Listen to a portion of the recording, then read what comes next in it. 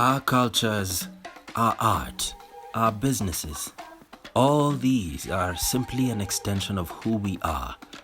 Africa is a vibrant, colorful wealth of people and resources. What many call exotic is simply our identity, and we know how to make business with it all.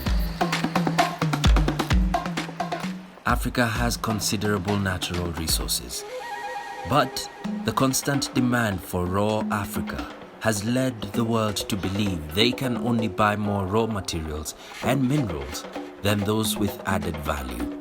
Industrial Revolution 4.0 is technology-led and is a new business awakening for many entrepreneurs in the continent. So we mobilize local resources with Boma in mind so that we are able to then package what we have with a global market perspective in mind. It's one thing we need to do and do very well if we are to succeed within SME space is to basically bring everybody on board.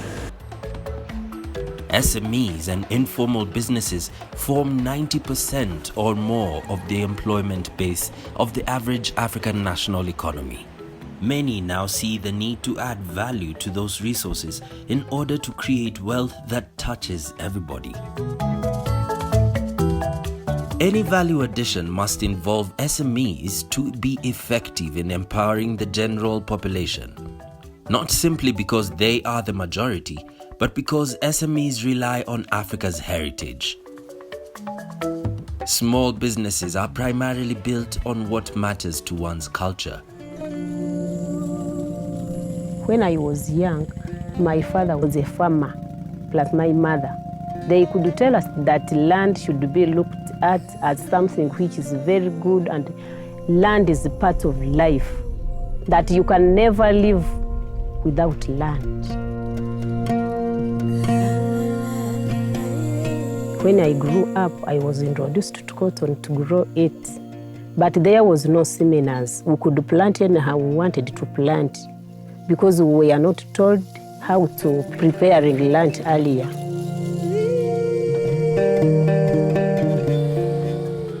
As local folks, if you like, look at it from the African perspective, and especially for those in the diasporas, we are very proud people, and we always want to associate ourselves with our home. Since Africa's goods do not compete with Asia on price for now, nor does it need to, a need has arisen to add value through its cultural heritage and find sources of brand power. So when these SMEs run well, package well, and then reach out to the diaspora market where Ghanaians are or Africans are, they get to introduce these products and their brands to them, and that is the beginning point of moving the brand from local to international.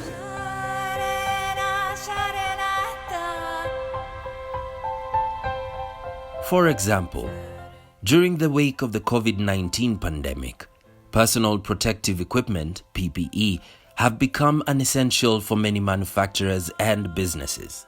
Obviously, the rest of the world held back on what they were making. Europe didn't want to sell to us. China, India, everybody was on their own. And that's what we realized in this pandemic, that at the end of the day, you are on your own, have to look after your own people. So we then developed a fabric locally in the factory. We developed the right type of materials to actually produce PPE. And not only did we produce PPE, I think we even did a better job than what the rest of the world was offering, because our PPE is reusable. With fashion designers adding their mark, thousands of African cultures are visible in the masks and the style. Many speak of different reasons of being, virtues and vices. Some touch on religious and spiritual beliefs. It is only now visible to all. But how can they seize the moment and make their presence felt in the global marketplace? The African Continental Free Trade Agreement, AfCFTA, is offering a necessary launchpad for many of Africa's SMEs. Businesses, big, medium, and small, can now rely on the integration of capacity across the continent to boost their supply chain performance and deliver compelling products. For instance, cotton harvested in Uganda is blended with novel material for use in manufacturing textiles in Kenya. They are sewn into masks based on designs from highly creative SME fashion studios across Africa. At a time when many businesses have ran losses and laid off staff, this is a drop of rain for parched land. We were able to sustain jobs and to retain jobs, and also to call back those that we were able to send out. So during this time, we have been having a production of the PPEs, and which we believe that in our quest, it was not only for production, but also to save lives. At the heart of this move is EIDA.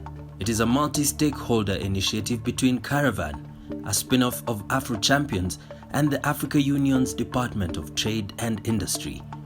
EIDA blends science, innovation, and design thinking with trade facilitation to expand the capacity of African SMEs to generate wealth. In partnership with the African Union and strategic partners, Basketball Africa League, Massmart and Ecodi, producers of PPE in the continent can tap into the Africa fashion power. This manufacturing chain will involve SMEs, and because this partner is operating on a lot of continents and in about 50 countries so far, there's a possibility of taking some of these private labels that are locally manufactured out there. And once we go out, these products go out there, obviously we go along with these SMEs and into the international markets to be appreciated and all that. This initial proof of the concept of the EIDA model is a sophisticated mask design for sports and fitness enthusiasts, drawing on Africa's cultural heritage and diaspora connections. So far, we've been able to generate these design ideas on the computer using the computer-aided design software. And we're looking forward to building the prototypes as soon as we're able to meet again in person. These masks and gloves combine innovative material, Africa's cultural heritage, and merchandising brand power. They deliver a product suitable for fitness and sporting lifestyles. I think that the advantages are that you can tailor the training depending on your body's response. You know when to stop, you know if there is an affected area of your body that needs more attention than others. And these colors can reflect the health of a person, the vitality of the person, the mood, the well-being of communities. Color sensors are looking inwards, and so they take what the body puts out and then they react to it, but they also look outwards, so they react also to what comes from the environment. Multiple channels, including e-commerce, are explored in getting these masks and gloves in the hands of sports and fitness enthusiasts worldwide. The opportunity for biomaterials is always present, and smart biomaterials can blend specifically with fashion products from Africa to go and build value and stronger brand pull or other attributes, while relying primarily also on Africa's indigenous natural heritage. It's always interesting to think about how these technologies can become global, and thinking about the possibility of creating a living and breathing heritage through collaborations that truly span the globe, especially in a moment of time where we need to come together as a global population. If something is good, you wish it to other people. Since we have said cotton is good, the yield has been good, and we have managed to get school fees for our children, we want even other communities to receive this so that all of us will improve economically.